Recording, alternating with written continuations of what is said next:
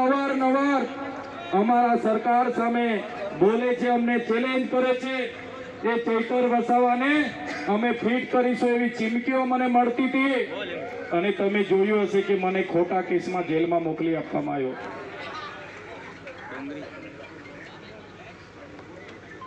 એક ધારાસભ્ય તરીકે મને જ્યારે એક્ટિવિટી મીટિંગમાં બોલાવવામાં આવ્યો, મેં મીટિંગમાં પહોંચ્યો, મને ખબર નહોતી કે આ લોકો આયોજન બંધ મારી સાથે ઝઘડો કરવાના છે।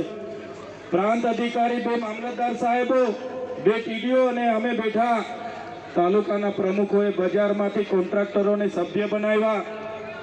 મેં કીધું આ વિસ્તાર આદિવાસી સમાજનો 97% વસ્તી હોય, આ ગ્રાન્ટ અમે બહારના કોન્ટ્રાક્ટરોને આપીશું નહીં। બસ આટલી વાતમાં બોલાચાલી કરી, ઝપાઝપી કરી અને 5 મિનિટમાં